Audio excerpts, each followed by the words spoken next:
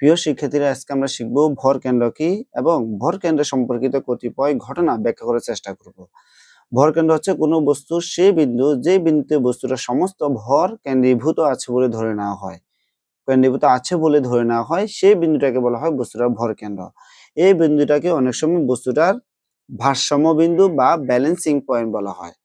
ভর কেন্দ্র বোঝানোর জন্য এখানে একটা দণ্ড দেখতে পাচ্ছ এবং এই দণ্ডের দুইটা প্রান্তে একটা সুতার দুইটা প্রান্তকে লাগানো হলো। এখন একটু খেয়াল করে দেখো, এটাকে আমরা ভর কেন্দ্রকে আবার বলছিলাম আমরা ব্যালেন্সিং পয়েন্ট বা ভারসাম্য বিন্দুও বলছি। দেখো, এই বস্তুটাকে যখন এরকম পেন্সিল দিয়ে বা তুমি আঙ্গুলও ইউজ করতে পারো, এরকম আমি ডানে বামে পিছনে সামনে পিছনে সব জায়গায় এটাকে আমি মুভ করতে পারছি। তো এখন খেয়াল করে দেখো, আমরা এই সুতার একটা প্রান্ত যদি তোমার রিলিজ করে দিই, ধরো এই প্রান্তটাকে আমরা এখান থেকে রিলিজ করে দিলাম এবং এই আরেকটা প্রান্তকে আমরা ধীরে ধীরে এখানে মাঝখানে কোনো একটা পয়েন্টে ধরে নিয়ে আসলাম। এখন খেয়াল করে দেখো, মাঝখানে যখন নিয়ে আসছি, মাঝখানে আমরা এমন একটা বিন্দু পাবো যে বিন্দুটাতে বস্তুটা তোমার ব্যালেন্স থাকে। খেয়াল করে দেখো, এই যে বস্তুটা তোমার এমন একটা বিন্দু আমরা পেয়েছি যে বিন্দুটা বস্তুটা তোমার ব্যালেন্স আছে, এই বিন্দুটাকে বলছে আমরা বস্তুটা ভর কেন্দ্র। কেন ভর কেন্দ্র বলছি? একটু আগে তোমার দুইটা পয়েন্টে থাকা অবস্থায় বস্তুকে তুমি ডানে বামে সামনে পিছনে সব জায়গায় তুমি নিতে পারতে। এখনো এমন একটা বিন্দুতে তুমি এমন একটা বিন্দু তুমি পেয়েছো যেখানে তুমি সামনে পিছনে সব জায়গায় তুমি করতে পারো। এই বিন্দুটাকে বলা হয় বস্তুটার ভর কেন্দ্র। আমরা ধরে নিচ্ছি যে এই বিন্দুটার মধ্যে বস্তুর সমস্ত ভর এসে যেন কেন্দ্রীভূত হয়ে আছে। এই বিন্দুটাকে বলছি আমরা বস্তুটার ভর কেন্দ্র। এখানে আরেকটু বলে রাখা দরকার, কোনো বস্তুর ভর যেদিকে বেশি হয় বস্তুর ভর কেন্দ্রটা ওদিক বরাবর সরে যায়। এখন আমরা এখানে যদি ভর আরেকটু বৃদ্ধি করি, যেমন ধরো এখানে আমরা একটা এই যে বস্তু লাগাতে পারি, অথবা এর পাশে তুমি আরেকটা লাগাও এখানে, অর্থাৎ এখানে যদি তুমি বৃদ্ধি করো তাহলে দেখো তখন ছিল এখানে, এখন ভর কেন্দ্রটা আর তুমি এখানে পাবা না। একটু যেদিকে ভর বৃদ্ধি পেয়েছে এদিকে তোমার এই যে এটাকে তোমার এদিকে একটু সরিয়ে নিয়ে আসতে হবে, তখন এটা তোমার একটু ব্যালেন্স পয়েন্ট হবে। অর্থাৎ তুমি যেদিকে ভর বৃদ্ধি করবা ওদিক বরাবর তোমার ভর কেন্দ্রটা একটু সরে যাবে। ভর যেদিকে বেশি হয় ওদিক বরাবর বস্তুর ভর কেন্দ্রটা একটু সরে আসবে। এই যে এখন দেখো এটা ব্যালেন্স অবস্থা আছে, অর্থাৎ আগে যেখানে ছিল তার চেয়ে যেদিকে ভর বেশি ওদিকে একটু ভর কেন্দ্রটা তোমার সরে গিয়েছে। এখন এর পরে আরেকটু কথা বলি, যে কোনো একটা বস্তু সুষম, যে কোনো একটা বস্তুর এখানে আরেকটা জিনিস আমাদের জেনে রাখা দরকার, সেটা হচ্ছে সুষম যে কোনো বস্তুর ভর কেন্দ্র বস্তুটার মধ্যবিন্দু হয়। সুষম বস্তু মানে কি? ধরে নাও তোমাকে এখানে কোনো একটা বস্তু বললো বা কোনো একটা দণ্ড কনসিডার করো, এই দণ্ডটার দৈর্ঘ্য তুমি কনসিডার করো 5 মিটার। দণ্ডের দৈর্ঘ্য কত মিটার বলছি? 5 মিটার। এবং এই ধরে বোঝার জন্য ধরে নিচ্ছি এর ভর হচ্ছে তোমার 10 কেজি। তাহলে তুমি 5 মিটার দৈর্ঘ্যের মধ্যে আছে কত কেজি? 10 কেজি। তাহলে প্রতি 1 মিটার দৈর্ঘ্যের মধ্যে তুমি পাবা অবশ্যই 10 কেজি ডিভাইডেড বাই এখানে লিখবা তুমি 5 মিটার, তাহলে তুমি পাবা 2 কেজি পার মিটার। অর্থাৎ প্রতি 1 মিটার দৈর্ঘ্যে তুমি সবসময় কত কেজি করে পাবা? 2 মিটার করে। তার মানে হচ্ছে তুমি যদি এখান থেকে যদি 1 মিটার কাট করো তাহলে এর ভর পাবা তুমি 2 কেজি। আবার কনসিডার করো তুমি র্যান্ডমলি এখানে তুমি 1 মিটার কাট করেছো, তাহলে এখানেও ধরো তুমি পেয়েছো 2 কেজি। অথবা তুমি এখানে তুমি কাট করেছো, কেটে ফেলছো, এই 1 মিটার দৈর্ঘ্য তুমি পেয়েছো মনে করো তুমি 2 কেজি। এরকম প্রতি একক মিটার দৈর্ঘ্যে যদি তুমি সমান ভর পাও তখন সেই বস্তুটাকে বলি আমরা সুষম বস্তু। এখন এই বিন্দুর সাপেক্ষে এই দণ্ডটাকে বলছি আমরা সুষম বস্তু। কেন? এই বিন্দুর ডান পাশে যদি তোমার 10 গ্রাম থাকে তাহলে বাম পাশেও আমরা 10 গ্রাম পেয়েছি, তাহলে আমরা বললাম এই বিন্দুর সাপেক্ষে এই পুরো বস্তুটা সুষম বস্তু। কিন্তু এমনি নর্মাল যদি তুমি চিন্তা করো এটা কিন্তু তোমার সুষম বস্তু হবে না। কেন? কারণ এখানে তুমি 1 মিটার দৈর্ঘ্য যতটুকু পাবা এখানে তুমি 1 মিটার দৈর্ঘ্য অতটুকু পাবা না, আরো বেশি পাবা। কিন্তু এই বিন্দুর সাপেক্ষে এটাকে তুমি একটা সুষম বস্তু বলতে পারো, কারণ এই পাশে যা ভর এই পাশেও তা ভর। এটাকে বলছি আমরা সুষম একটা বস্তু। তো সুষম যে কোনো বস্তুর জন্য ভর কেন্দ্র সবসময় তার মধ্যবিন্দু হয়। অথবা তুমি জিনিসটাকে এইভাবে ধরে নিতে পারো, ধরো এরকম একটা বস্তু আছে, প্রত্যেকটা বস্তুর একটা তোমার ভর কেন্দ্র থাকবে। তোমার আমাদের প্রত্যেকের একটা ভর কেন্দ্র রয়েছে। তো এরকম ধরে নাও এটা যদি সুষম বস্তু তুমি কল্পনা করো, ধরে নাও এটা মোটামুটি একটা সুষম বস্তু, এটা ঠিক মিডল পয়েন্টে দেখো আমি 4টা আঙ্গুল এই যে আমি এভাবে রেখে বাকি একটা আঙ্গুলকে ঠিক এখানে মাঝ বরাবর ধরো কনসিডার করো, এখানে এই যে এখানে দিয়েছি, তাহলে দেখো এটা তোমার এখানে ব্যালেন্স অবস্থায় আছে। এই মিডল পয়েন্টটাকে বলছি বস্তুটার ভর কেন্দ্র। তো এরকম প্রত্যেকটা বস্তু তুমি একটা ভর কেন্দ্র পাবা।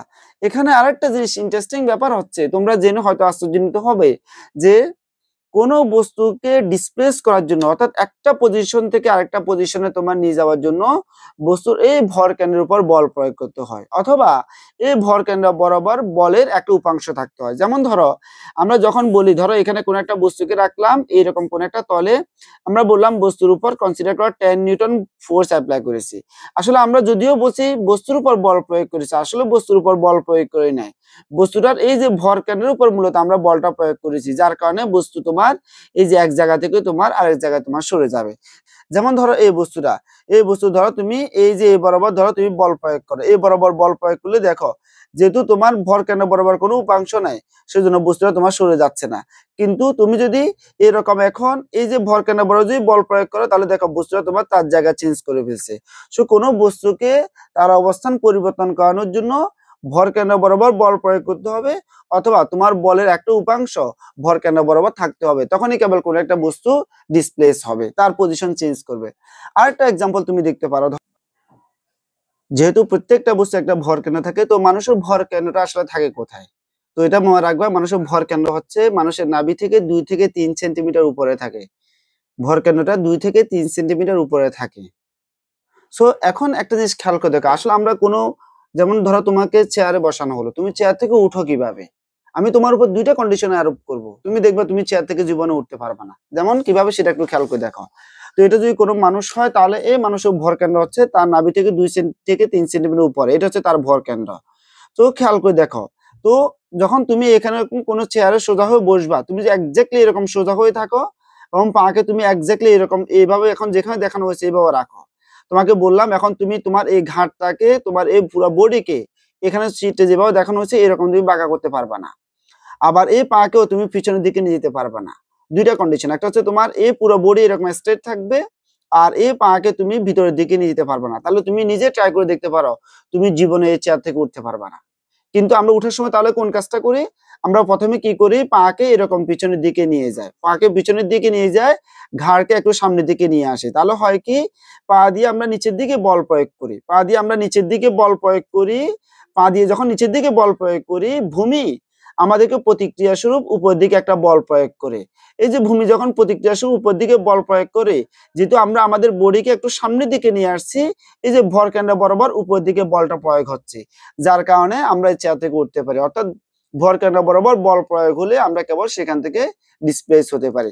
আদারওয়াইজ তুমি যে এখানে স্ট্রেট থাকো, এরকম সোজা হয়ে থাকো এবং পাকে যদি তুমি না বাকি এরকম সোজা রাখো, তাহলে তুমি দেখো তুমি এই চেয়ার থেকে জীবনে উঠতে পারবা না।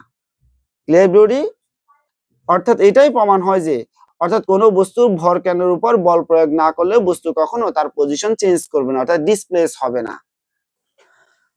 আরেকটা জিনিস হচ্ছে, কখন কোন একটা বস্তু কাত হয়ে পড়ে যায়, অর্থাৎ তুমি ধরো এরকম আছো, কখন তুমি এখানে একটু কাত হয়েছো, এটাকে টপলিং বলা হয়। কখন তুমি এরকম কাত হতে হতে একটা সময় তুমি এখান থেকে একেবারে তোমার জায়গা থেকে তুমি পড়ে যাবা। মনে রাখবা, তুমি এই যে যতটুকু জায়গা তুমি এখানে দখল করেছো, এখানে তোমার দখলকৃত জায়গা হচ্ছে এইটুকু পা দিয়ে, তোমার ভর কেন্দ্র যখনই তোমার এই যে দখলকৃত জায়গার বাইরে চলে যাবে, তখনই কেবল তুমি কাত হয়ে পড়ে যাবে। যে কোনো বস্তু, যেমন ধরো তুমি এরকম কাত হতে হতে একটা সময় দেখা যাবে তোমার ভর কেন্দ্র যদি তোমার অকিউপাইড এরিয়া অর্থাৎ এই দখলকৃত অংশে যদি যখন বাইরে চলে আসবে, তখনই কেবল তুমি এখান থেকে কাত হয়ে পড়ে যাবা। প্রিয় শিক্ষার্থীরা, এখন আমরা ভর কেন্দ্র সম্পর্কিত আরেকটি ঘটনা একটু ব্যাখ্যা করার চেষ্টা করব। কোনো বস্তু সুস্থিত থাকার জন্য বস্তুর ভর কেন্দ্রটা বস্তু যে জায়গাটা দখল করবে সেই জায়গার মধ্যে থাকতে হবে। অর্থাৎ ওই জায়গা থেকে যদি যতটুকু এরিয়া সে দখল করবে বস্তু, তার ওই এরিয়া থেকে যদি ভর কেন্দ্রটা বাইরে ডিসপ্লেস হয়ে যায়, বাইরে যদি সরে যায়, তাহলে বস্তুটা সেখান থেকে আর সুস্থিত থাকবে না। যেমন ধরো এখানে কোন একটা বস্তু কনসিডার করো, এই বস্তুটার ভর কেন্দ্র মনে করো এখানে কোথাও, তাহলে এটা যখন তোমার এইভাবে আছে, দেখো এটা তোমার মোটামুটি এখন সুস্থিত। কিন্তু সবচেয়ে যেমন একটু বাতাস বা কোনো কিছু লাগলে এটা তোমার ভর কেন্দ্রটা তার এই যে অকিউপাইড এরিয়া, মানে সামান্য এই পরিমাণ জায়গা সে দখল করছে, এর থেকে যখনই সরে যাবে তখনই সে এইভাবে ফল করবে। কিন্তু যদি এটাকে যে আমরা এইভাবে রাখি, তখন হয় কি, এটা অনেক বেশি সুস্থিত থাকবে। কেন? তার এই যে ভর কেন্দ্রটা তার অনেক বেশি এই যে অকিউপাইড এরিয়া, যেমন এটাকে তুমি এইভাবে করছো, তাহলে এটা তোমার এইভাবে আর কাত হয়ে যাবে না। কেন? এটা আবার এই যে এর মধ্যে থাকবে। কেন? বস্তুর ভর কেন্দ্রটা তার অকিউপাইড এরিয়া যতটুকু সে জায়গা দখল করছে ওর মধ্যে আছে, ওর মধ্যে থাকলে কখনো বস্তুটা টপলিং হবে না, মানে বস্তুটা কাত হয়ে পড়ে যাবে না। এখন আমরা ভরকেন্দ্র সম্পর্কিত আরেকটি ঘটনা ব্যাখ্যা করার চেষ্টা করব। সেটা হচ্ছে কোনো বস্তু সুস্থিত থাকার জন্য বস্তুর ভর কেন্দ্রটা বস্তু দ্বারা অকিউপাইড এরিয়া অর্থাৎ যতটুকু অংশ সে দখল করবে ওর মধ্যে থাকতে হবে ভর কেন্দ্রটা। যেমন ধরো এখানে কোনো একটা বস্তু কনসিডার করো, এই বস্তুটা ভর কেন্দ্র এখানে কোথাও কনসিডার করে নাও। তাহলে এটাকে যদি তুমি এভাবে রাখো তাহলে দেখো এটা অনেক বেশি সুস্থিত। কেন? কারণ বস্তুটা ভর কেন্দ্রটা তার অকিউপাইড এরিয়ার মধ্যেই আছে। কিন্তু যদি এমন হয় যে কখনো, যেমন এখানে কোনো একটু সামান্য একটু বাতাস যদি হয় এটা পড়ে যাবে। কেন পড়ে যাবে? কারণ হচ্ছে বস্তুর ওই ভর কেন্দ্রটা বাতাস হওয়ার কারণে তোমার এই যে ভর কেন্দ্রটা তোমার অকিউপাইড এরিয়া থেকে বাইরে চলে আসলো, মাত্র সামান্য পরিমাণ অংশ সে দখল করবে। সো অকিউপাইড এরিয়া থেকে যখনই ভর কেন্দ্রটা তোমার সরে যাবে তখনই বস্তু তার নিজের জায়গায় আর থাকে না, সেখান থেকে তোমার সরে যায়। কিন্তু এখানে কেন তোমার বস্তুটা আর ফল করবে না? কারণ হচ্ছে এখানে অকিউপাইড এরিয়াটা অনেক বেশি। সেজন্য হবে কি বস্তুটার ভর কেন্দ্র যেহেতু এর অকিউপাইড এরিয়ার মধ্যে রয়েছে সেজন্য বস্তুটা এখানে তোমার সুস্থিত থাকবে। সেজন্য বস্তুটা এখানে অনেক বেশি পরিমাণ সুস্থিত থাকবে। অনুরূপভাবে তুমি ধরে নিতে পারো, ধরো তুমি কোনো গাড়িতে উঠিছো এবং গাড়ির কোনো সিট নেই, তোমাকে দাঁড়িয়ে থাকতে হচ্ছে। তুমি দাঁড়াবা কিভাবে? ধরো তুমি দুইভাবে দাঁড়াতে পারো। একটা হচ্ছে তুমি এই যে এইভাবে দাঁড়িয়েছো খুবই কাছাকাছি এরকম, আরেকটা হচ্ছে তুমি এই যে এইভাবে করে একেবারে ধরো তুমি এরকম করে একটু স্প্রেড হয়ে দাঁড়িয়েছো। কোনটা তোমার জন্য সবচেয়ে বেশি সুবিধাজনক? যেমন গাড়ি যদি ব্রেক করে তুমি হঠাৎ করে তোমার ভর কেন্দ্রটা এখান থেকে কনসিডার করো তোমার অকিউপাইড এরিয়া থেকে ধরো বাইরে চলে আসলো, তাহলে তুমি এখানে দ্রুত ফল করবা। কিন্তু যখন গাড়ি তুমি যে একটু স্প্রেড হয়ে দাঁড়াবা তখন হবে কি ভর কেন্দ্রটা তোমার এই যে অকিউপাইড এরিয়া থেকে বাইরে চলে যাবে না, মানে তোমার এই যে এরিয়ার মধ্যে থাকবে। সেজন্য তুমি একটু যে স্প্রেড হয়ে দাঁড়াও তুমি অনেক বেশি সুস্থিতে থাকতে পারবে, অর্থাৎ তুমি ফল করার সম্ভাবনা তোমার অনেক বেশি কম হয়ে যাবে। অনুরূপভাবে ভর কেন্দ্র রিলেটেড আরেকটি ঘটনা একটু সবাই দেখো। যেমন কোন একজন ব্যক্তি ধরো কোনো বোঝা বহন করেছে।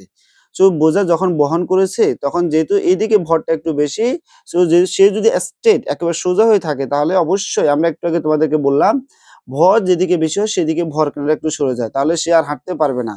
অপরদিকে সে এবার টপলিং করবে, কাত হয়ে পড়ে যাবে।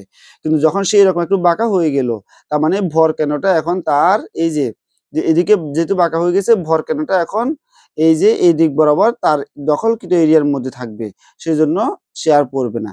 সেম থিং তোমরা এটাও জানো, এদিকে যখন ভর বেড়ে গিয়েছে অর্থাৎ বাকেটটা বা বালতিটা যখন হাতে নিয়েছে পানি ভর্তি তখন এদিকে ভর কেন্দ্র একটু সরে আসবে। আমরা তো চাই না পড়ে যেতে, সে আমরা চাই সবসময় ভর কেন্দ্রটা আমাদের দখলকৃত এরিয়ার মধ্যে থাকুক। যখন ওদিকে সে একটু ঝুঁকে থাকবে তখন ভর কেন্দ্রটা হবে কি তার এই যে দখলকৃত এরিয়ার মধ্যে থাকবে, তাহলে হবে কি সে আর কখনো ফল করবে না, সুন্দর হেঁটে যেতে পারবে।